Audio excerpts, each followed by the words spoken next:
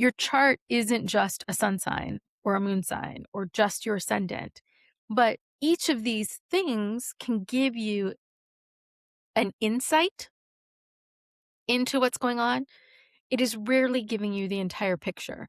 Ultimately, you still decide which roads you're going to take on this. Now, you will run into roadblocks. There might be an accident on the way. One road might be cut off for a time period. But ultimately, it's just like shining a light. You still decide. Hello, everyone, and welcome to KTVG Studio. Katie just called me an astrology diva. I did. I will take it. I am learning to not downplay. I think Katie would say I've never been a horrible person about going, oh no, and faking it. But I think we should accept the compliments our friends give us. Play them I up. think so. Yes. Yeah. Like if I want to know how to cook something, I'm definitely asking Katie. It's not me. I do ask her, and she normally sends me recipes. Yes. And then I go, huh, I know how to do these That's a lot things, of work. but that's a lot of work. Exactly. And this is where I would come in. Our topic for today, before I get started, is astrology. So it is one of the reasons Katie was saying that is it is been one of my hobbies. I've never been certified as a professional astrologer. I am not a Can professional you get astrologer. certified? Yeah. Is there a thing? I mean, it's Oh, I not didn't certified realize. sort of by like the state or anything, but like the Astrological Association of the United States has a certification process. And then there's also the sidereal, the Jyotish, the astrological, that society also has a way that you can get certified. I don't know that the vast majority of astrologers are. I know in India, for example, it is an actual profession. And I believe there are state Yes, that's right. qualifications and stuff. But in the US, at least, and even in what I know of Western Europe, I don't believe it is. But there are associations that will certify you. So we're discussing it today. And it is been one of my hobbies since I was a senior in high school, when I thought it was a bunch of bunk and did not understand how you read these horoscopes in the newspaper. They took the billion at the time, people or so in the world, and divided them into 12 signs and said, yeah, here's what your day's going to be like. And I was like, this makes no sense. But then I had and I don't know, maybe this is a student's thought, maybe it's a Gemini thought, but but for hundreds, even thousands of years, people have been doing some form of this. Who am I to Yes. dismiss it knowing nothing about it other than what they put oftentimes near the comic section in old newspapers, to entertain us.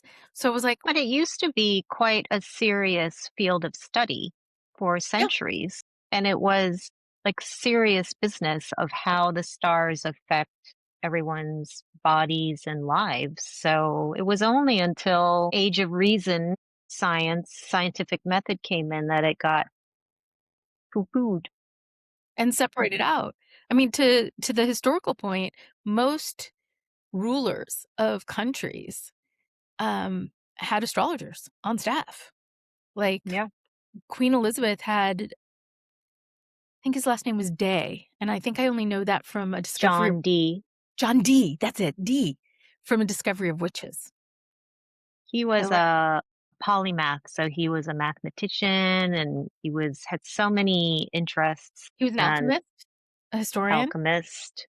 He And started the whole yeah, concept of, I don't know if started the concept, but really collecting old books and yep, manuscripts. And I yep. believe the library, I don't know if it's at Oxford or if it's like a British library, a lot of I think it might be the Oxford Library, ended up with some of his manuscripts. Probably the Bodleian. The Bodleian. Yes. Again, for me, these are all relations to A Discovery of Witches, which is a great book if you have not read it. It's also a very nice show, which is currently on Netflix. So John Dee, I do have a little thing from Yeah. my article here. So he wrote the intro to a translation in 1570 of Euclid's Elements of Geometry. So it's not even an astrology book. And he defines astrology. And he says, I'm just going to read it just for like 2 seconds. Astrology is an art mathematical, which reasonably demonstrates the operations and effects of the natural beams of light and secret influence of the stars and planets in every element and elemental body at all times in any horizon assigned. And he wrote that in a math book. Mhm. So Because, there you go. I mean, modern astrologers use computers, but in his day, people did the math to Hmm. figure out the placement of planetary bodies. Like, the way that yes, they could look, but a Hmm. lot of it was math Yeah. to figure out somebody's chart, to figure out where things were placed. All of that was math. So most astrologers were mathematicians. If you think of the Magi, who went, the story goes, to find the Christ child, they were astrologers. I'm not saying that's all they were, but that is part of what they did, was astrology. So again, thousands of years, how do you dismiss it not really knowing anything about it? Mm.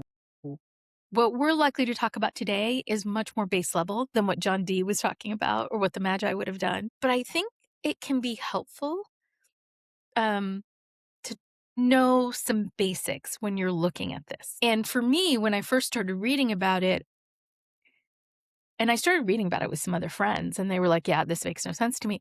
It made so much sense to me.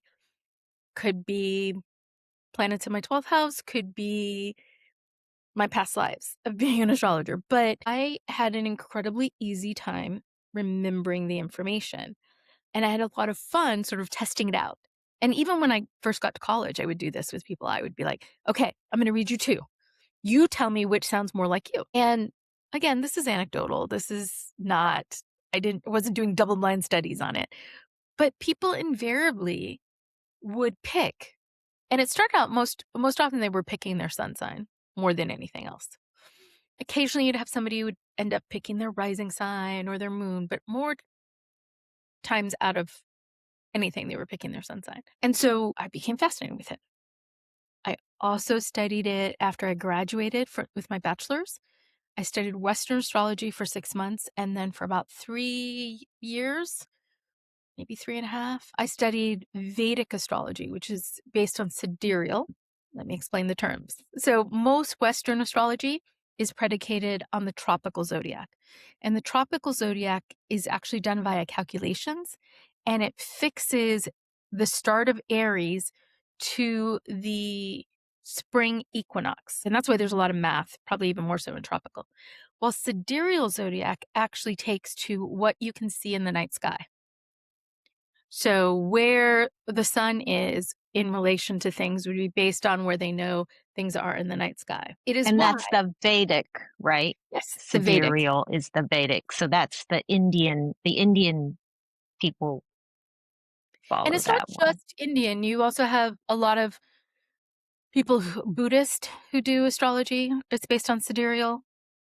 Oh, okay. All right. Yeah. So, and sidereal is really what you are seeing in the night sky, but Vedic astrology is based on that form of astrology. Now, Mm, it's not to say that these systems are completely different because they have a lot of commonalities, but it's why somebody who I saw an ad not too long ago for this app that Katie had actually put me on called Moonly. And Moonly uses yeah.